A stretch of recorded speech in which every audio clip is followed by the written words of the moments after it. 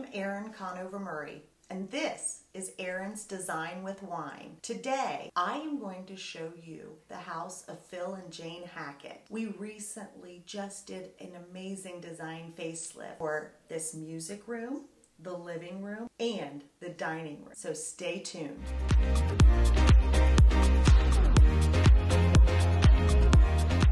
One of my favorite things to do as a designer is what I call a design facelift. And we did that to this room, and we didn't have a lot to do here because we had this gorgeous piano. We repainted the room, we changed the carpet and added a rug, and we changed the chair. And then I came in and added a few little different accessories, and then it was reinvented without a lot of money, which is a big deal when you have a lot of projects to do. So I often joke that bookshelves are my designer crack. I live for bookshelves. They're my favorite little design puzzle to work out. What we did was we painted the back of the bookshelf just a little bit of a lighter tint than the hue that's on the wall. And that really makes all of their collectibles, their crystal, their silver, really kind of shine. One little designer secret is to keep your bookshelves from looking too stagnant or sterile. Try to add a little bit of greenery throughout. It just sort of makes them come alive. So I have a few strategies that I like to use when I'm doing a design facelift.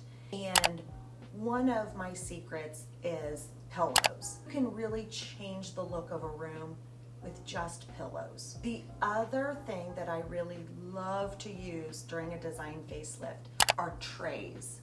Trays have this great way of unifying everything and sort of letting things pop off of the surface. There's two secrets. Third one is that I like a challenge when it comes to the budget. So I'm constantly thinking about how we can save so that we can splurge on a few details that will elevate that room. One of the ways that we saved, you won't believe this, these chairs were from Macy's and they were an amazing price. They really completed the whole room. The other place that we decided to do a little bit of a facelift and kind of interspersed it with a little bit of a splurge are these window treatments. They needed those window treatments because they have a lot of windows in this space, and we need that height, that verticality that those drapes give the space. So just a couple of little tricks, not money, but tricks,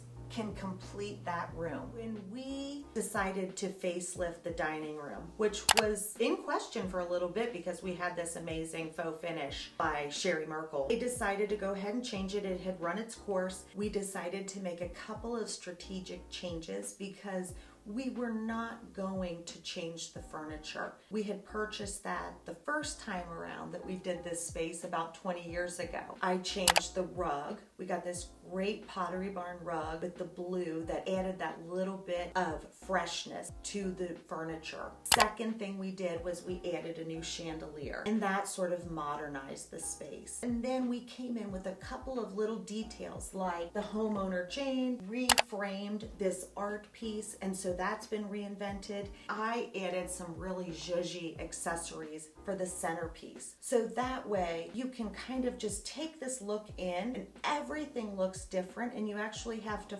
find what is the same to know that it's the same room. It's amazing. It's a design facelift. During a design facelift, I create what's called a mood board. And that gives us our guide for where we want the space to go. Sometimes I have to create a couple of them so that we really get the client's decisions and their interpretation coming through on that piece. And it's always interesting to me how the rooms turn out and how close they look to the mood board when they're finished. This one turned out fantastic. I wanted to share with you a little secret that we used with paint. And paint is one of my best friends when it comes to the design facelift. So the walls in this dining room are Benjamin Moore Revere Pewter. The ceiling is Benjamin Moore Edgecombe Gray. And I would say most people probably don't notice that the ceiling is a different color. I love to do different colored ceilings in a dining room, especially because when you entertain, then there's something different about the room and there's something still to discover as you eat dinner. I think that's kind of fun. Here with Sibsy Klein Realtor Phil Hackett in this space that we have just redesigned in my design facelift. And I wanted to ask Phil a few questions because people are selling houses like crazy right now. What is one of the biggest selling points for homes? There are two areas that most of my clients are interested in: an updated kitchen for sure, and an updated master bath. Those are the two areas that they're interested in because they're both costly, and so they like to have those done before they move in or buy a home. What does a well-designed home do when you go to list it? How many days on market, or is it able to be listed for a higher price? Absolutely. In fact, I recommend that to all of my clients. That the house is well designed and put together. Typically right now, they're gone in the same day that they're listed. Okay, I have to ask this question, so pardon me. When it comes to real estate, does hiring a designer pay off? That is a no-brainer. Absolutely. Because they know the trends, they know what clients are looking for, so it always pays to contact a designer, work with a designer. So what trends are buyers gravitating towards? Absolutely the open concept.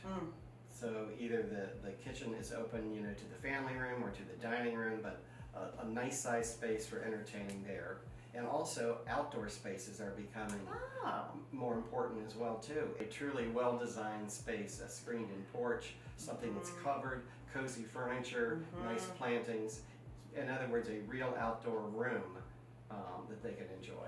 Oh, that's interesting. I would not have guessed that, but it does make sense. Well, I hope you enjoyed these tips from Phil, our real estate expert from Sibsy Klein. I am here with my clients, Jane and Phil Hackett. Cheers. Cheers, Aaron. We have been together, the three of us, for almost 20 years, working on their home and changing things. And this time around, we did a really nice design facelift because they already had most of the pieces. So we just needed to reinvent the space. Jane, Phil, you two were, as I called it, ruthless purgers. Can you talk a little bit about your strategy? Because I don't know too many people who could get rid of the stuff that you guys did. I'm kind of a believer now that something comes in, something has to go out. That way you don't collect so much. I'm very organized and I just like to really get rid of things and then start over. Were there any hiccups with some of the furniture blending or things waiting to come in? Because of COVID, it was hard to find certain pieces, and so we had to search every place, as you know, because you were with us the whole way. Jane and Phil wanted to facelift 4 spaces: their living room, their dining room, the foyer, and their music room. And one of the things that we decided to do was to facelift their space with paint choices. Well, you are a genius when it comes to picking out paint colors. The most dramatic change was our piano room, which was dark red. Each client teaches me something, and I was reflecting last night about what you two have taught me. Phil and Jane taught me that the memory is still there. Exactly. It is not attached to the piece. To watch you get rid of some of these amazing pieces that I loved and I've loved for 20 years. I was a little bit attached to some of your things, but you were not. Here's to being happier at home.